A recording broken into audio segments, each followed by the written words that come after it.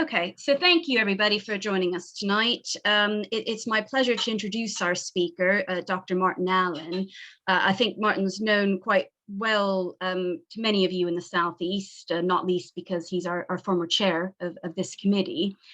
He began his career really in the South, at the University of Winchester, before moving on to Southampton, and then finally University of Nottingham, where he undertook a PhD jointly funded with Sussex Archaeological Society, as well as being AHRC funded.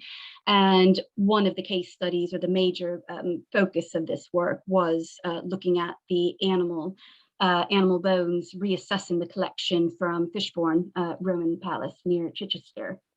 So after finishing his PhD, Martyn went on to a 5-year project, being one of the sort of lead postdoctoral researchers on the Roman Rural Settlement Project at University of Reading.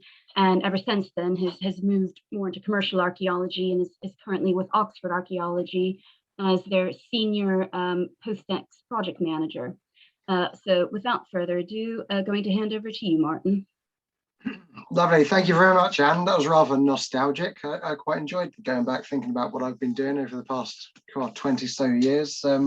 It's really nice. So I'm going to talk tonight about everyone who knows me knows my main research interest for a long time has been animals in Roman Britain, and their relationship with people and what that can tell us about Roman Britain, through the late Iron Age and right through the period of conquest and through the period of expansion through the island, right through to the late Roman period. And it's always fascinated me. It's a subject that we can talk about for hours.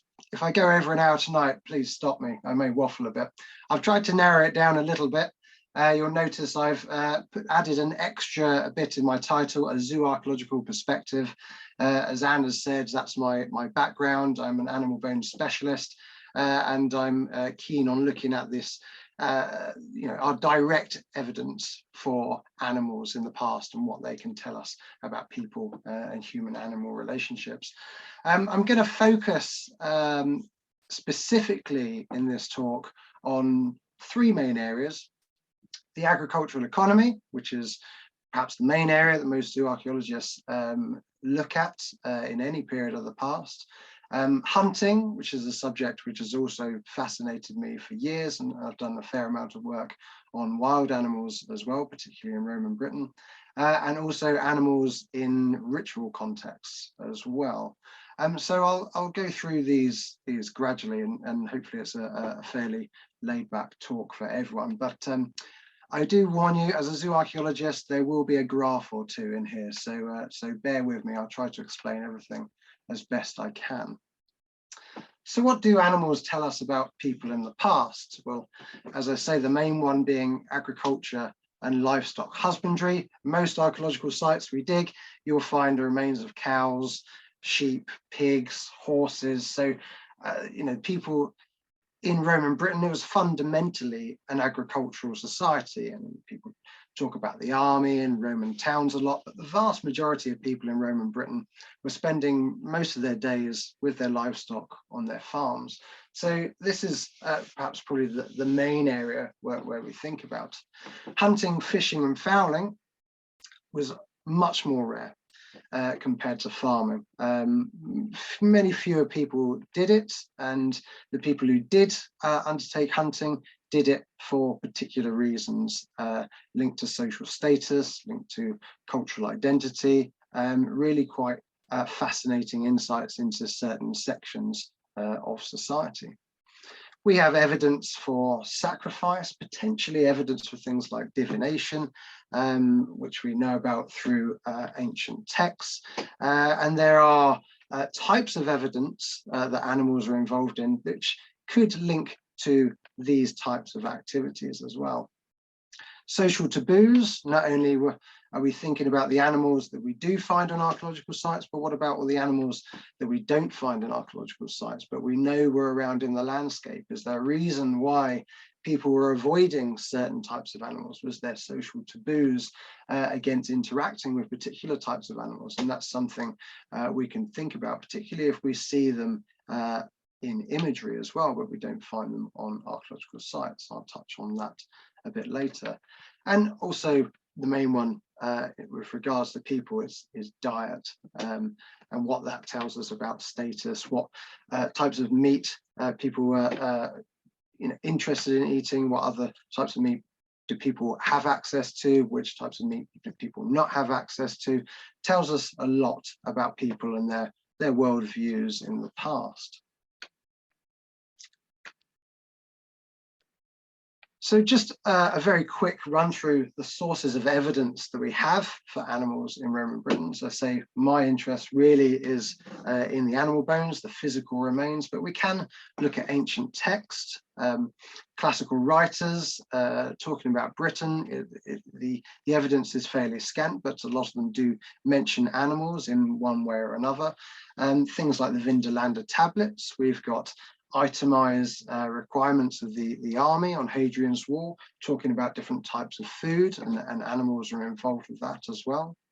We can look at material culture, where they're directly linked to animals, and I've got a couple of photos here of hippo sandals from Fishbourne, which are Roman horseshoes. We've got hunting spears, we've got things like cart axle wheels and things like that, that horses and cattle are pulling as part of the economy for transport as well. And we can also think about contemporary imagery. Lots of animals are depicted in mosaics, in sculpture.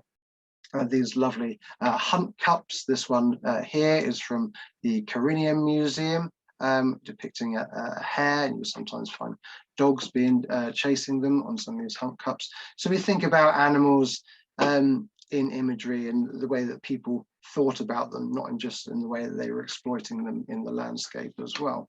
So all of these together are really important sources to help us to understand how people were engaging with animals in Roman Britain.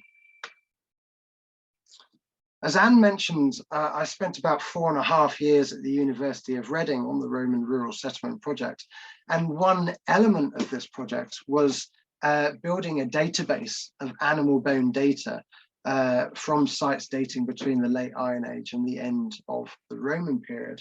And we've got now hundreds of assemblages in this database, and we were collecting data up until 2015. So in many ways, it's already now 7 years out of date, which is fairly amazing.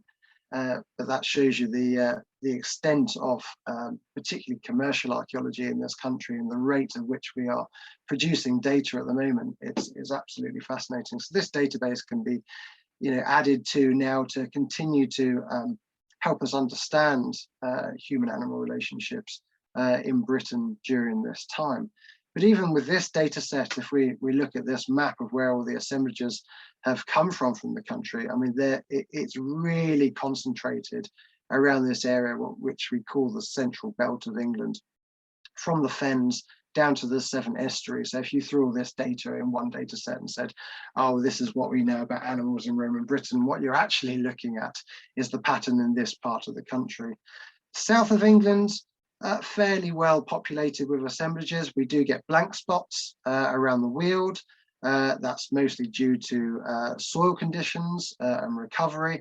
And also in the southwest, I mean, we have very little in the way of animal remains assemblages in this part of the country.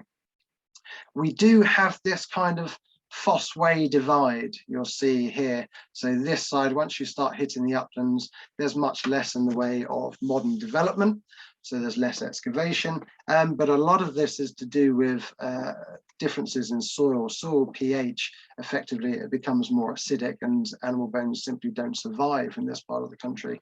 So if anything, this is the part of the country that I'd really like to know more about, but we're really struggling because we don't have as many assemblages, certainly nowhere near what we do in the south. So my talks tonight will be unashamedly be focused on the south for this particular reason. And here we are. I broke up a lot of the assemblages that I collected back between 2012 and 2015 into different landscape zones. These have nothing to do with Iron Age or Roman sort of tribal areas, but I wanted to look at the chalk south, here with these yellow dots, the Thames estuary region here in the London Basin as well, up in the fens and the surrounding landscape.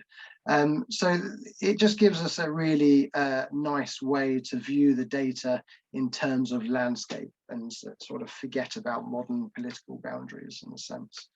I'm going to run through some data, first of all, from the South Central region.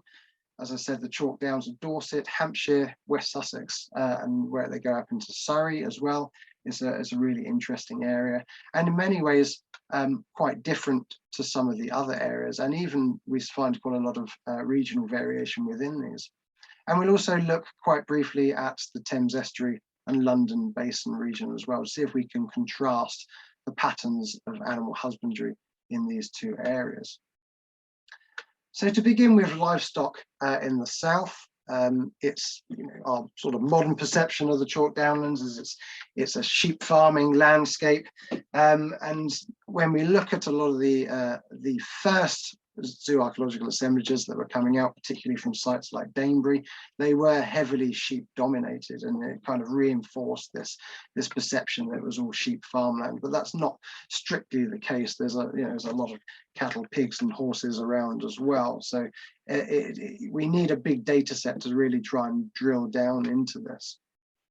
Starting with sheep, and these charts you'll see here, they change through time. So the top one is the late Iron Age. The second one is the conquest period between the late Iron Age and the early Roman period. And then I've got assemblages here, which are early to middle Roman, and then late Roman at the bottom. And these are the number of assemblages and the percentages of sheep goat remains at each site. And what you actually find here is an amazing degree of variation. So some sites have hardly any sheep, some sites have loads of sheep. There's no real clear pattern, quite surprisingly. And as it goes over time, you'll see this sort of domination in the middle, really, of percentages between 30 and sort of 60%, but it's quite slight. If you compare that to cattle, a much clearer pattern emerges from the South Central region. And there is a clear dominance here of assemblages with 30 to 40% cattle. And this doesn't really change at all. We used to think that late Iron Age sites were dominated by sheep and then cattle really took over. They do in other areas of the country, but in the South Central region, you kind of see this slight uplift in cattle percentages into the late Roman period. Perhaps an expansion of arable agriculture in that late period. But otherwise, what we're seeing in the South region is a remarkable degree of continuity. And I think that's quite interesting as we've gone from the late Iron Age through to the late Roman period. However, if you dig down into these data a little more, just sites in the South, and here I compared rural settlements around major urban centres, civitas capitals. So I compared Dorchester in the west, and then gradually moved east to Winchester in Hampshire, Silchester, which is further north in Hampshire, and then Chichester, which is on the coastal plain in Sussex. And you'll see this shift from increasing cattle as you go from west to east, and decreasing sheep as you come west to east as well. So we have this really nice variation depending on where you are in that part of southern England. And what's quite interesting about these data is that the animal bone assemblages from the towns largely mirror what we're getting in the local countryside. So there's a nice link there between town and country as well. Looking specifically at villa sites, and villa sites are largely outnumbered in our data set by sort of lower status rural settlements. Again, a lot of early studies used to try and show how villa sites were different to farmsteads and to towns, and you're looking at sort of a site type pattern, as it were, and cattle tended to be better represented at military sites and in towns and then at villas. But actually, if we look at villas in the southern region, it really depends again on where you are. If you're looking at villas in West Sussex, down on the southern coastal plain, Just like in the Chichester hinterland, a lot of them are dominated by cattle. If you go up into the Hampshire chalkland, their assemblages are more dominated by sheep bones. So even the villas themselves, there's no clear villa pattern. They actually follow what we're finding in those local regional landscapes, which I think is quite interesting. Some sites do show really high proportions of pigs, but all of these are from Fishbourne. As I said, I looked at Fishbourne for my PhD. Now, Fishbourne stands out from pretty much every other rural site in the country by being especially high status, linked to the continent, and being very wealthy indeed. And the high proportion of pigs here, a similar pattern to what we find in late Iron Age Oppida, and also a lot of high status rural sites in Gaul and also in Italy. In fact, pigs dominate in rural settlements in Italy. So this is perhaps a cultural aspect of lifestyles at Fishbourne, where pork consumption is much more common. We have a really high proportion of pigs here at this site at Liss. I can't explain that one quite easily as well, but it may be to do with local pig rearing at Liss Villa, which is a slight anomaly there.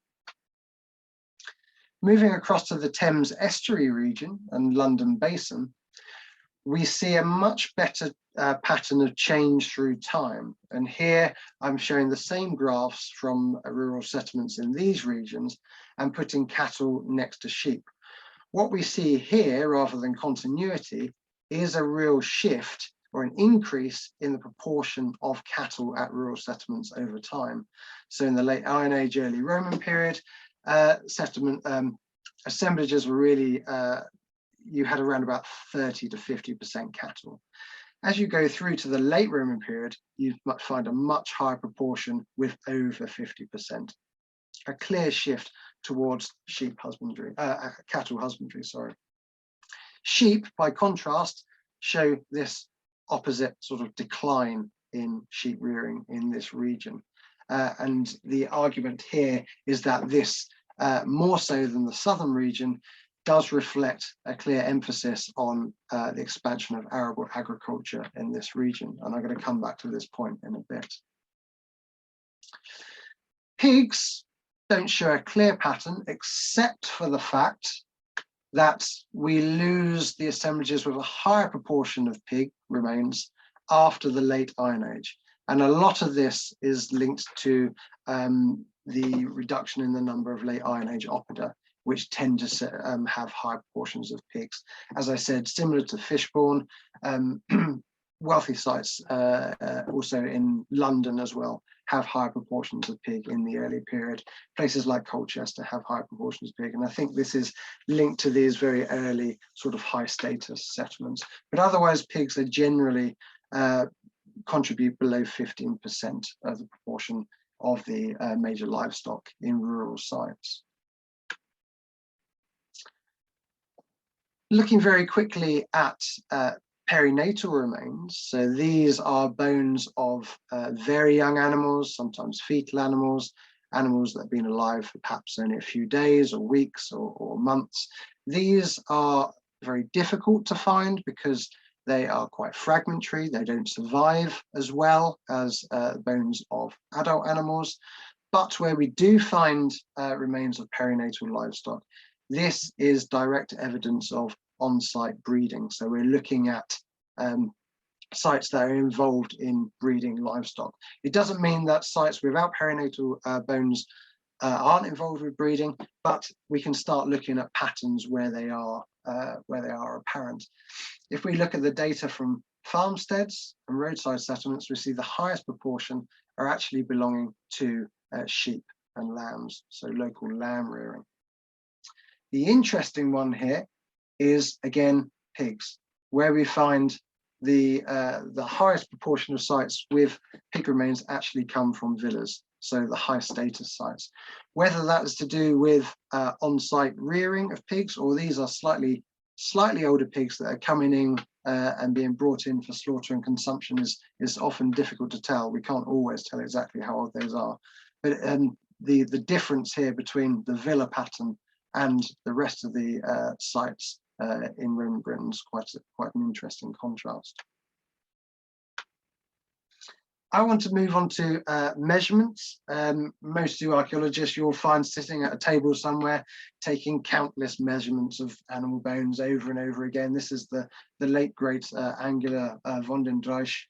She effectively set the standard for animal bone measurements in the 1970s, which we all still use today. And animal bone measurements are really important for us to track changes in livestock, changes in breeding practices, possible import of breeding stock as well. So it's a really important source of information. I gathered together data on withers heights, which are the shoulders heights for different animals. Here we're looking at cattle, and here we can see an increase in the height of cattle. These are late Iron Age sites, and the withers heights here we see averages of just below 1100 millimeters. The site at Ditches is slightly above that.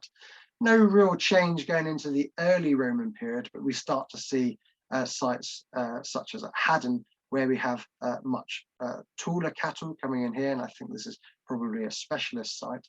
When we go through to the middle to the late Roman period, we'll see that most sites have heights that are average heights, which are above that 1100 meter threshold. So cattle are certainly getting bigger into the late Roman period. It's not just the height of the cattle, but they're also getting stockier. And I collected data looking at the width. This is a shin bone, a tibia bone of a cow, and I took the width of the distal end. This is around where the ankle is on a cow. This is quite a really nice measurement for showing us how stocky cattle are, because a lot of pressure goes down into that part of the body. A lot of weight goes on it. So we can detect really quite interesting changes. Again, late Iron Age sites, the average range of this measurement is between 50 and 55 millimeters.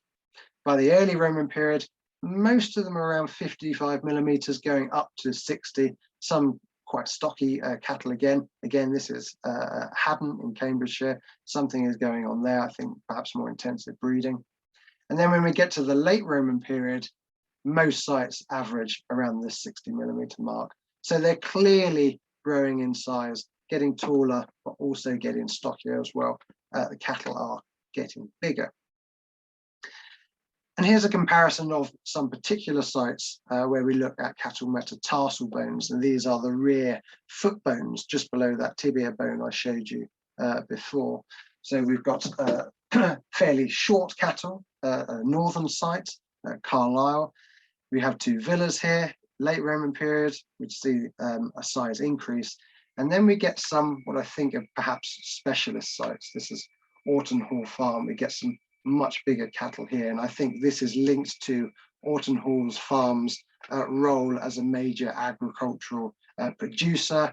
It's getting bigger cattle to be used on the plough. It's not keeping cattle necessarily for milking or for meat production. It is for traction, and there's lots of corn dryers and storage facilities at this site. I think this is why these specialized cattle are coming in to this site. Another way of looking at cattle being used on the plough, what we see in the Roman period is generally a higher incidence of foot pathologies. So we see modifications in the toe bones, increased ossification around the toe bones, again lots of pressure being placed on these bones, and this is the distal end, the bottom end of a rear cattle foot bone, a metatarsal. What we find, these are the condyles, which the toe bone is attached to. The middle one, where lots of pressure over a period of time is applied to it, it starts to extend out. What we call these are splayed condyles. And these are really good indicators of cattle being used on the plough. We find these a lot more often at Roman period sites in the south. We can look at slaughter strategies as well. This from wear patterns on cattle teeth. The more they wear down, they give a consistent pattern through their period of life. And then we can look at the age at which different cattle were slaughtered. So this chart is really showing pattern of slaughter in the late Iron Age, the blue, and we have a really high proportion of immature cattle, really focused on meat production. I suspect that's to do with the selection of cattle for feasting, and perhaps cattle being seen more as animals, as a store of animal wealth in societies in the late Iron Age. This quite clearly changes as we go into the Roman period, a much lower proportion of immature cattle being slaughtered in Roman period sites, and they're living longer, a higher proportion of these adult cattle, and particularly as well elderly and adult cattle in the middle and late Roman period. We see this shift through here, and cattle are being left to live longer, again, I suspect linked to this expansion of arable agriculture, which we see in southern Britain throughout this period. Switching to horses, I think horses are slightly are understudied compared to cattle, sheep, and pigs, which is interesting given that horse bones actually outnumber pigs on many remote British rural sites. So they're a key piece of evidence, obviously for transport, and also as their status as high status animals, particularly in the late Iron Age as well. When we start looking at the proportions of horse remains at different types of sites, a really interesting pattern comes out. If we compare sites in an urban centre, here at Colchester in Essex, where horse remains are very, very low compared to other livestock. At roadside settlements, so effectively rural settlements, but on the major road system, the proportions increase, so around 3–4%, up to 8–9%, and at some sites even higher than that. The proportions increase again when we look at rural settlements. So we see this nice change in between the types of sites and evidence for horse exploitation. Looking at sites with perinatal or immature horse bones for evidence of horse breeding, this is going to be rather unlike cattle or sheep, where lots of different farmsteads would have been involved in breeding livestock. Horses are a little bit different. They would have taken a lot more management, and I suspect you would have probably had specialist breeding sites and sites that are a bit more high status involved with this. What we see in the proportion of sites with immature horse bones is a leap from the late Iron Age. It almost doubles the proportion going into the early Roman period to almost a third of sites with immature horse bones by phase, which is quite interesting. Evidence for horse husbandry. I really wanted to show this as the Chichester Farrier's Toolkit, which is a really nice find. There are the remains of a decayed wooden box with surviving hinges, and it had this surviving emasculators, which always make me slightly wince every time I look at them, but for gelding horses, as well as this farrier's buttress for cleaning shoes, and you see this sort of bent end here for extracting shoe nails. As far as we know, as far as I know, I think this is the only farrier's toolkit from Roman Britain. Unless anybody knows of any other examples, I'd be really interested to hear, but we do find them on the continent in France, examples from Germany and Bulgaria as well. Evidence for mules and donkeys is an interesting area. We have very, very little evidence for donkeys in Roman Britain. There's a few that have been potentially identified. Britain is not a natural landscape for donkeys. They prefer much warmer climes, so you don't really get them here till much later. And a mule, as some of you probably know, is a cross between a male donkey and a female horse. We have some good evidence for mules being bred in Roman Britain. In fact, I have an example here. This is a site I looked at probably about 6 months ago in Oxfordshire, Grove Airfield, where we have one really, really tall horse. I mean, it stuck out. I compared it to data from other sites where we have some quite tall horses, anything above sort of 1400 millimeters in shoulder height is quite tall for Roman Britain. Some of the urban sites have horses at this high. To my knowledge, I don't know of any other horses higher than 1500 millimeters at the shoulder. So this is something that really, really, really struck me. So I compared these metacarpals, these are the front foot bones of horses, in terms of their withers heights going up on this graph compared to their shape. This is like a slenderness index, the width of the bone compared to the length of the bone. The majority of the population settled quite nicely around here. I had one example which was within the height range, but was a much stockier example, perhaps a horse from a different breeding population. And then this was our really tall chap over here. And you see from the slenderness index, it was a really long, tall animal, possibly a mule, possibly an animal that had been gelded. So if it had been emasculated, this basically prolongs the growth rate in the bones. And so like oxen with cattle, they tend to be taller and they tend to be more slender. So we've got quite intensive animal husbandry going on at this site. It could have been imported. It could have been bred on site. We don't know. We haven't done anything like strontium isotope analysis, but there were juvenile horse bones at this site. So I suspect there was on-site breeding going on quite intensively. Just a quick note on horse butchery. It's a factoid. I come across it all the time that, you know, people in the Iron Age ate horse meat and the Romans didn't eat horse meat. They didn't like it. That's nonsense. You do find butchered horse bones. The reason why they're being butchered could vary. Some just perhaps being skinned. Horse bones are really good for bone working, for bone implements, but there is good evidence from quite a few Roman sites now that horses were being consumed. Not on a large scale, not by lots of people, but some people certainly were eating horse meat in Roman Britain. Another use of horse, as well as transport, would have been for hunting. As I said earlier, not everybody would have gone out hunting. It was only certain sections of society, and this says a lot about who they were and what they were trying to express through the activity of hunting.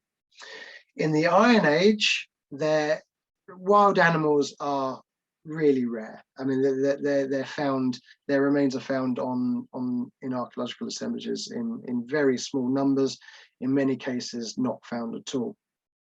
This marks, you know, this contrasts quite markedly with wild animals in imagery. So we know they're around in the landscape, obviously, it's just that people aren't interacting with them. And we think that this is possibly to do with either a social taboo, or, you know, people are only interacting with wild animals in terms of them being sort of as part of nature and something to be left alone. So perhaps only important people like this kind of shaman guy here. This is the Gunderstrup cauldron from Denmark, but we may be looking at sort of Iron Age worldviews and how people thought about nature and in terms of wild animals, and probably gives us a you know, an understanding as to why we don't find their bones too much on archaeological sites. That said, we do find them on some sites. This is Selhurst Park Farm in West Sussex, an assemblage I looked at, crikey, but probably about 10 years ago now. There's two really big, interesting pits at this site within this sort of multi-complex enclosure. And this was full of remains of domestic livestock. Lots of cattle, lots of sheep, goats, pigs. These pits were containing the remains of feasting deposits, too much for one or two people to eat. So a really, really interesting aspect of the site. And we have quite a lot of evidence for communal feasting in the Iron Age and the way that Iron Age societies functioned through consumption of alcohol and lots of meat for these gatherings from people from far away. And we can see we have anthropological evidence for gatherings and feastings from a wide range of societies in the modern day. An interesting aspect of these pits, however, was the presence of wild animal bones. At the base of one of the pits was this really well preserved and almost complete red deer jawbone. This was the only red deer bone from the entire site, apart from a scrappy piece of antler in one of the Roman ditches. So where the rest of the body went, I have no idea, but it had really intricate cut marks around the ramus at the top. So you can see they very carefully dismembered it from the rest of the skull. And the cut marks were very similar to some of the cattle mandibles that were recovered from the sites as well. And I suspect this has got something to do with the tongue and exploitation of the tongue or presentation of the tongue. But to do it with a red deer in this period of time, middle to late Iron Age, it stands out as something unusual. And the fact that they put it in the bottom of the pit, that contributed to it being really well preserved. These are the remains of a polecat skeleton, very rare again in archaeological assemblages, particularly in the Iron Age. And at closer look, the polecat didn't just fall into this, this pit, it was butchered. To look at these through a microscope, but there are really fine, tiny cut marks. They skinned the polecat for its fur, and then they put the skeleton in the pit. Dog bones in the pits also turned up with cut marks, and we had two different sizes of dogs, some of them really quite large. They're almost impossible to tell the difference between some dogs and wolves because they overlap in size, but my suggestion is that some of the larger ones perhaps were wolves, and with the other wild animals were being skinned for their pelts. And I think at a site like this, where we've got evidence for feasting, the role of wild animals as kind of special animals, animals you don't normally go out hunting, was done so for these high status items. You know, perhaps the furs of these animals were given in terms of gift exchange between people in different communities as part of this feast, whether it was marriages, bride exchanges, or whatever was going on there.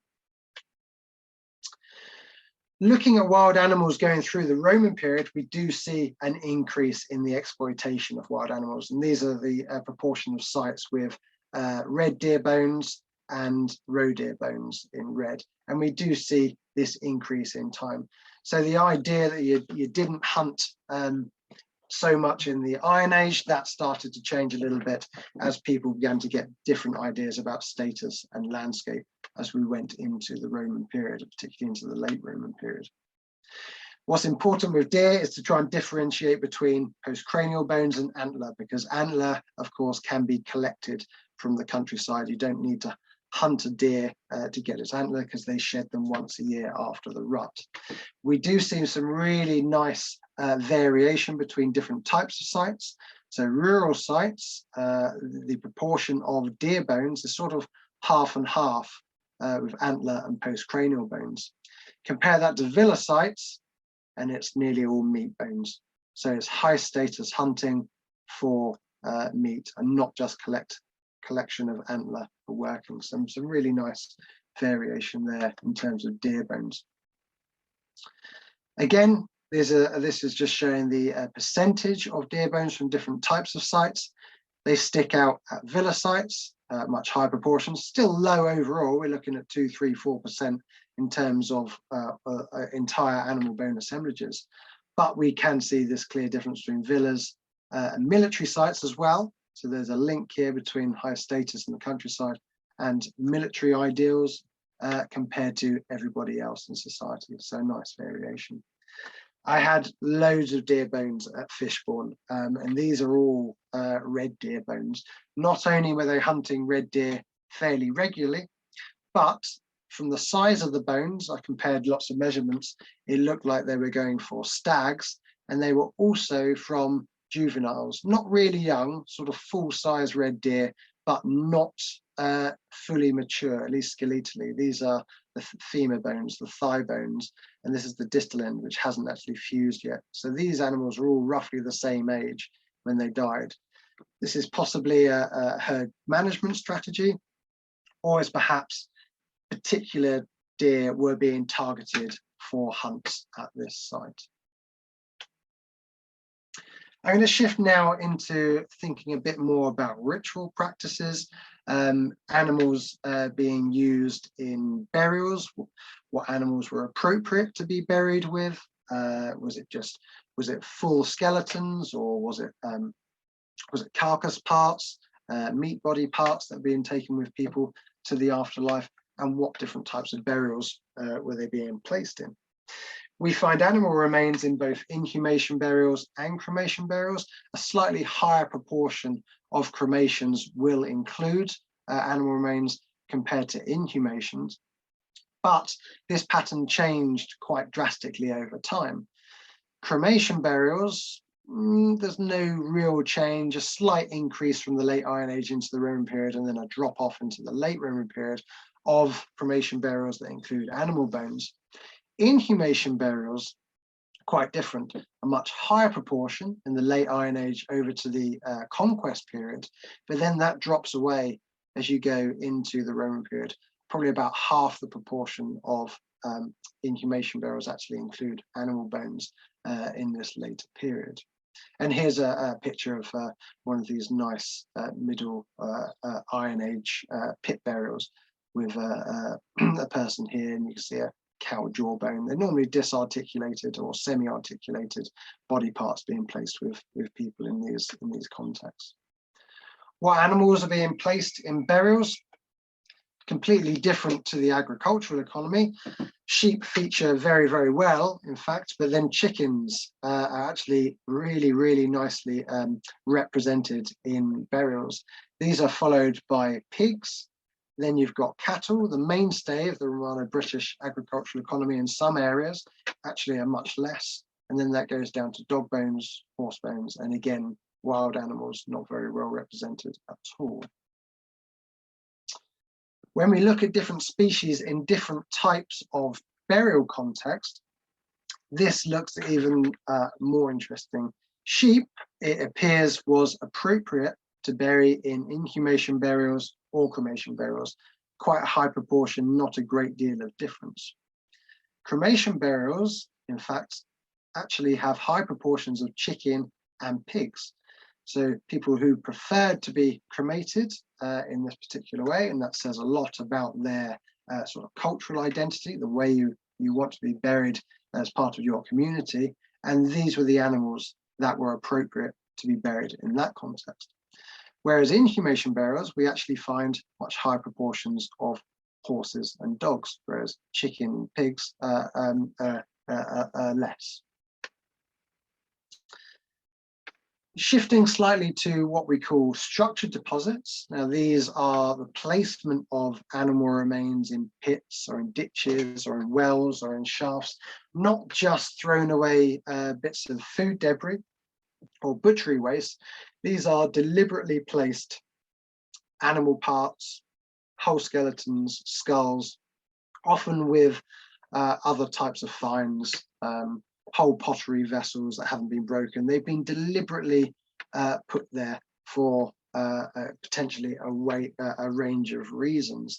And these types of deposits have been studied for a long time now, and we get words such as ceremonial, odd, ritual, placed, symbolic, formal burials. But they probably represent, as I say, a wide range of meanings as in the Roman period and in the Iron Age as well. When we looked at the proportion of sites with evidence for structural deposits that contained animal remains, there's no clear pattern. In fact, the only clear pattern is that all sites have a similar proportion of animal remains. Even sites which are overtly religious in nature, so Romano-British shrines, Romano-British, Romano-Celtic temples, didn't differ from other types of domestic settlements. This type of practice was going on everywhere in the landscape. It seems it didn't matter where you were. Looking at the types of animals more commonly buried in these types of sites at different types of settlements, the picture kind of reverses from the burial evidence. And in fact, rather than chickens and pigs, here you find high proportions of dogs, you find high proportions of horses and high proportions of cattle being placed in these types of deposits. So for whatever reason, it was more appropriate to bury different types of animals in these types of contexts.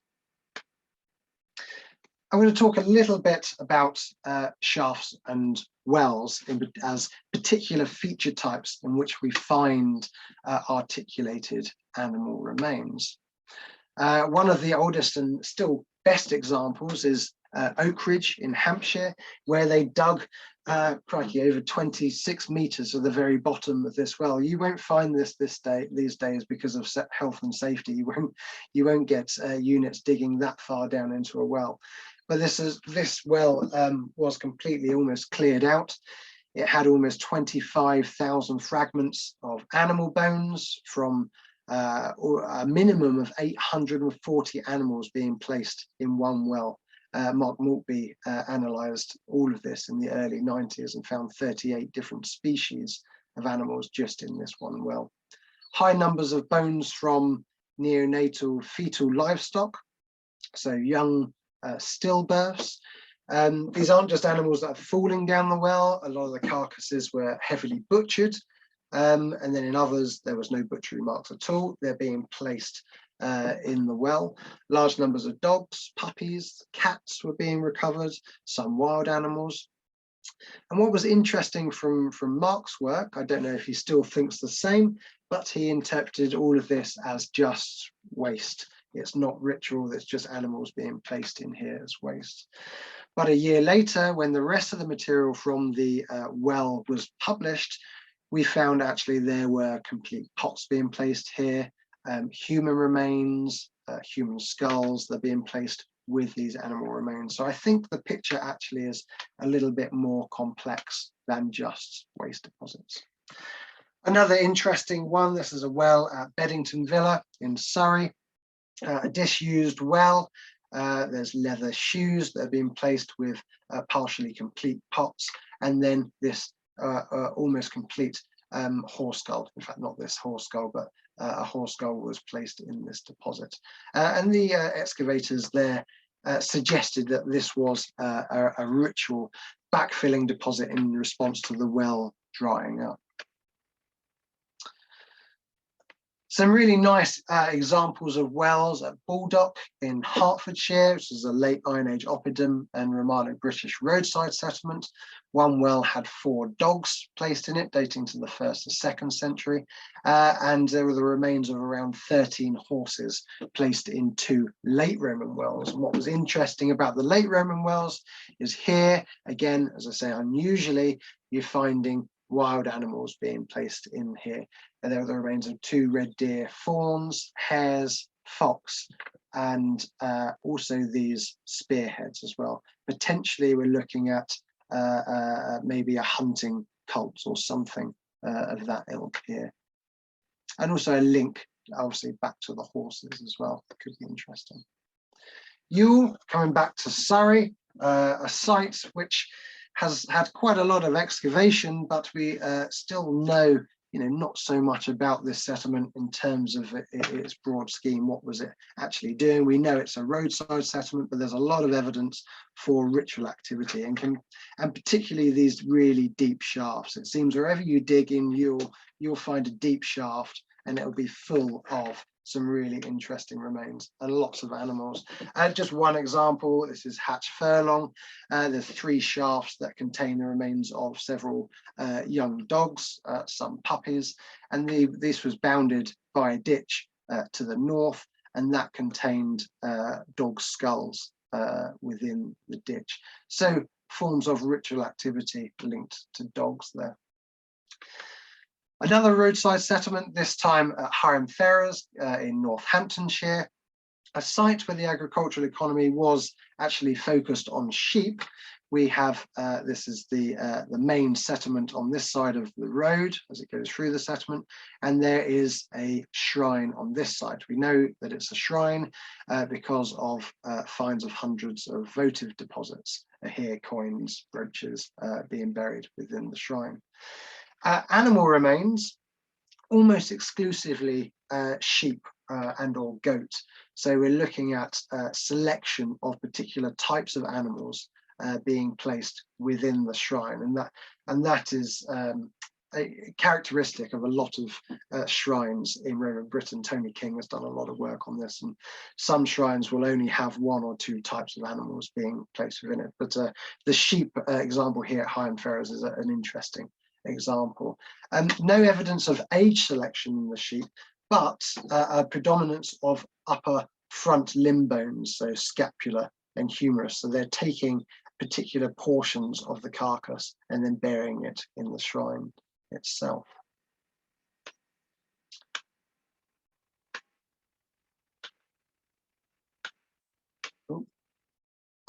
Many of you will know Springhead in Kent, another overtly religious roadside settlement, lots of shrines and temples at this site. And what we have here are lots of shafts, wells, pits, absolutely chock full of animal remains. Here's a couple of examples, and you see this pit here, 2214, with the remains of 10 dogs all being placed at the very bottom end of the pit. This one here is pit 2714, the remains of 6 dogs placed with a goose. And you'll find a wide range of animal deposits located right around the settlement, particularly large numbers of dogs. Dogs seem to be quite key in a lot of these burials, and people have made studies of their potential for being linked to healing rituals and healing cults as well. I mean, whether that's true for Roman Britain or not remains to be seen, but there's a lot of work to be done with regards to dogs in these contexts. Horses as well. Again, we find horse skulls even in quite shallow context, being nicely placed and very deliberately placed in these contexts. One really deep shaft at this site produced a lot of animal remains indeed: cattle, pig, goose, 6 dogs in the bottom here, another 6 in the fill above, another dog in the fill above that. Then you get dogs being placed with a human skull together, you can see in this photo here.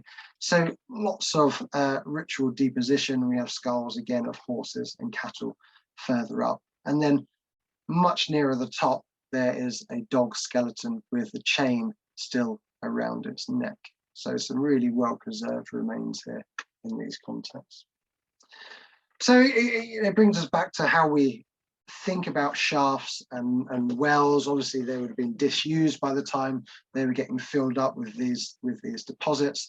How were people perceiving them? Were they passages to the underworld? Were these sacrifices and then being placed down the wells? Or were they simply receptacles that were quite handily available for getting rid of waste? I don't think that's the case myself, but this evidence helps us to think about how people in Roman Britain were thinking about these deposits. I'm nearly finished. I realise I'm going on for time here. Just sticking with the shrine and deposition theme, I wanted to quickly look at Ferry Freeston up in North Yorkshire. I haven't spoken about too many northern sites. This is a site of a classic chariot burial, fairly common in this part of the world, dating to the sort of Middle Iron Age. In the ditch around it, the remains almost exclusively from cattle. In fact, the remains from at least 162 individual animals being placed in the ditch around this chariot burial. And there was a lot of work done on the time looking at strontium isotope analysis, and that looks at where animals have come from because it links the bone to the geology where the animals were living in life. What's nice about Ferry Freeston is it's on the Magnesian limestone, and that's a narrow strip of limestone that goes down through the middle of Yorkshire. And the isotope results actually found that the vast majority of these cattle were not from the limestone at all. They were coming from other places. What kind of blew people away actually with this was the dating evidence. We knew that the chariot burial itself was Middle Iron Age, Middle to Late Iron Age. The animal bones in the lower fills were Late Iron Age, and then the animals in the upper fills, the cattle in the upper fills, went right through to the Late Roman period. So we're looking at hundreds of years of people potentially coming back to the same place and just depositing cattle carcass parts. There's clear selection of right forelimbs and whole skulls being buried, hardly any evidence of carnivore gnawing, so they're being buried and being covered up quite quickly.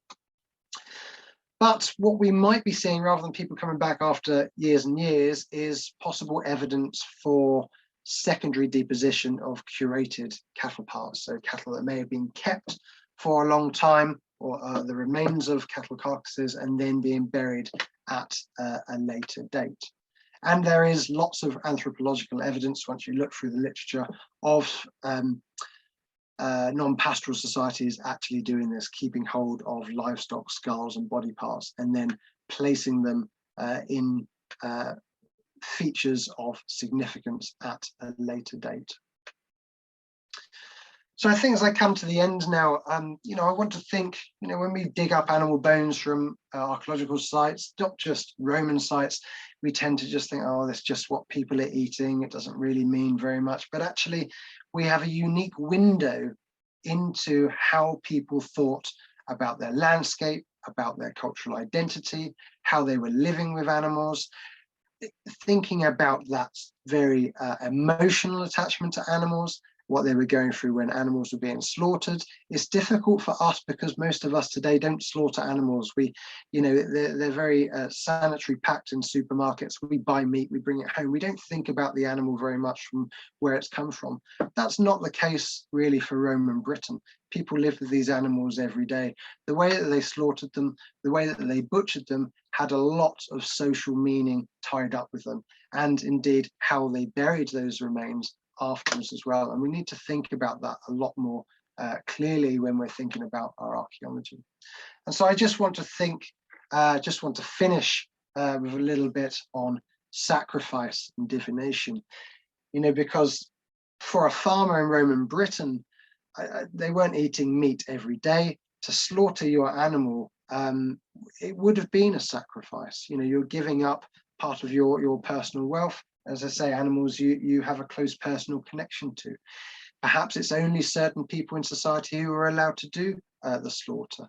And I just wanted to raise this quote here from the writer Diodorus Siculus. Now, he was a Greek philosopher talking about Northern Gaul, but this could be Roman Britain or the late Iron Age in Britain quite easily. And he said, the Gauls likewise make use of diviners, and these men foretell the future by means of the flight or cries of birds and the slaughter of sacred animals. For in such cases, they devote to death a human being. They read the future from the manner of his fall and from the twitching of his limbs, as well as from the gushing of the blood. It is a custom of theirs that no one should perform a sacrifice without a philosopher. Thank offerings should be rendered to the gods by men who are experienced in the nature of the divine, who speak the language of the gods. And I think I'll leave that there. Thank you very much for listening.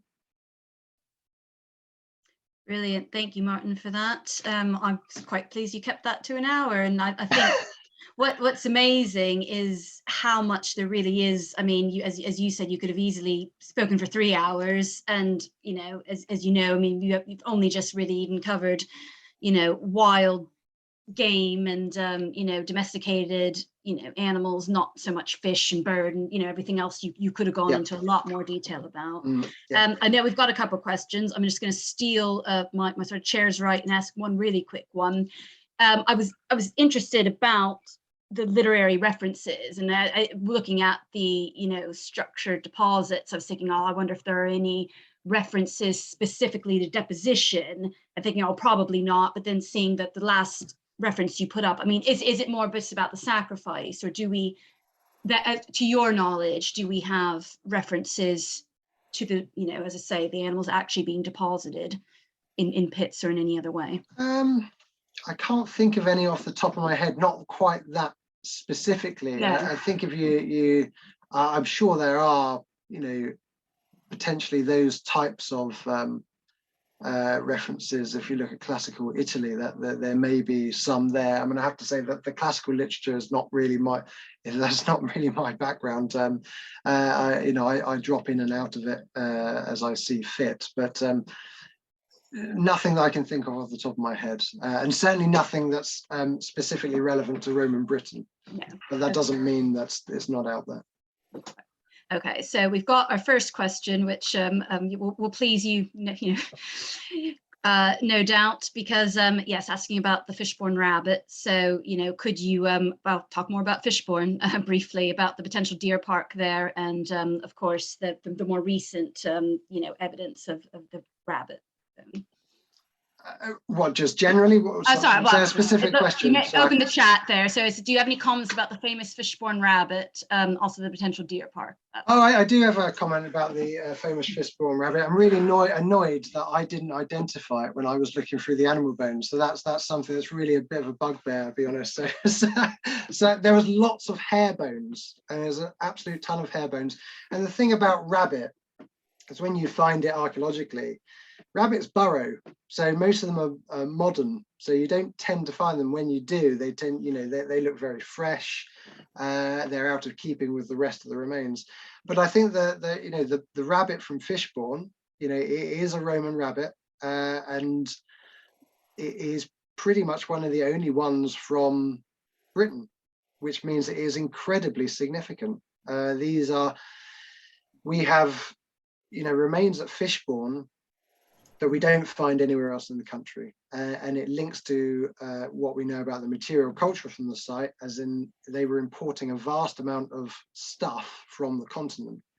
Nice marble, really nice, really early wares, pottery wares, and some of the animals, fallow deer in particular is another imported animal at that time, and we know it's the fallow deer at Fishbourne are early Roman through radiocarbon dates.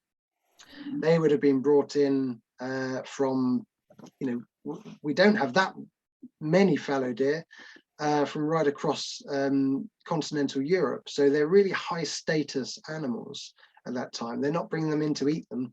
They bring them in to be to adorn their parks and for people to look at and to impress visitors. There are some really good historical quotes from writers which talk about really high status villas on the continent and people going out doing basically recreating Orpheus. So they're blowing the horn and then they're calling in all these wild animals. And what they've actually done is they've trained the wild animals to come in because they feed them when the horn is being blown. And I suspect that's possibly what you've got at Fishbourne, animals coming out of the local countryside for people when they're sitting outside eating their dinner, going, oh wow, it's like an early menagerie, like a zoo, and it's linking to Roman myths. And if you can express Roman myths through your landscape around you, that is the ultimate expression of high status. You probably didn't see that anywhere else in Roman Britain, to be fair. I mean, there are more remains of fallow deer that are coming out from different sites. There's Monkton over in Kent. That would have been an island and probably associated with Richborough. And there are a few others. I found a couple at other sites as well. So they're becoming more frequently found. There is another question. I'm just going to go back to that in a minute, but just a follow on. David Rudling has just commented about the Beddington, other rabbit bones. And I know that ever since the Fishbourne one was sort of announced, suddenly we get a lot more sites that then will turn around and claim, oh, actually, we've got rabbit bones as well. Well, the Beddington ones were found earlier, weren't they? Is David here? Have they been carbon dated now? I don't know if they were carbon dated or not. Yeah. No, they haven't been. Right. So that's, but they're very well sealed in deep deposits. So we have no reason to think they're not okay. Yeah, I mean, it's Beddingham, not Beddington. Beddingham, sorry, not Beddington. Sorry, that was my fault. Yes. Yeah. Right. So then we've got a more specific question. Just could you elaborate or explain what you meant? What NISP, NISP? What does that stand for? Have we got another 3 hours? No, we don't. I'm sorry. NISP stands for Number of Identified Specimens. It's shorthand. But how different specialists use NISP can vary. You can get just basic fragment counts, or people may just be looking at fragments that are identified to species or to element. There are different ways of doing it. I tend to look at it as fragment count, but then if I'm looking at an assemblage and I've got a fragmented cattle skull, I don't count every single fragment because I know it's all from one cattle skull, and you can also refit bones. So it's basically a fragment count. It's a method of quantification. What you normally find when you look at, when you read animal bone reports, you'll have NISP and you'll have MNI. And MNI is the minimum number of individuals. And we actually calculate that through looking at particular zones of the bones present. And we can work out, you know, if there's 3 sheep represented amongst 100 fragments or 5 cattle represented amongst 200 fragments. And then what you do is you compare NISP against MNI, because the problem with NISP is that certain animals will be overrepresented because they fragment more. So cattle bones are bigger, so they fragment more. So it looks like you've got loads of cattle in your assemblage, but actually it's because the bones are broken down. So if you compare it with minimum number of individuals, they kind of tally up. Okay. So if we have a couple more questions, put them in the chat. I just go back to one of mine from the very beginning, and I'm sure I do sort of know the answer to this one as well, but talking about the Roman Rural Settlement Project, and you had sort of just alluded to the fact that the data can be added to, and I assume you mean that if individual, you know, on regional or a county basis, if people want to add, there's no intention yet. Well, we have databases. They're called the historic environment records. Yes. So there's no databases are. There's no means of adding to the Roman Rural Settlement Project. That is a snapshot in time. And you know, when I was doing that project, we went around the country, north to south, and we gave preliminary presentations in every region we were collecting data on, and we were presenting to curators, stakeholders, and that was the question was asked every single time. It would be great, but you need the finances to do it. You need people who are continually employed to do it, and it needs to be done to exactly the same standards that we were collecting data and then to input it into that database. And I'm afraid it just isn't achievable. So I think you have to see the Roman Rural Settlement database, and I'm you know, going to blow my horn here. It's a really good database. It's open access for anyone to use, and it will work as a baseline for anybody's research. So if you want to look, nobody is going to do that on a national scale again. But if you're looking at, say, West Sussex, you can take all your data from West Sussex, download it all, and then add in your own data on top and do new research. Yeah, that's what I was wondering. Okay. Right, well, I don't think we've got any other questions. So otherwise, I think if everyone just thanks Martyn again, that was, yeah, fantastic sort of, I say, overview, bit of a snapshot about, yes, animals in Roman Britain. I think it lived up to its title.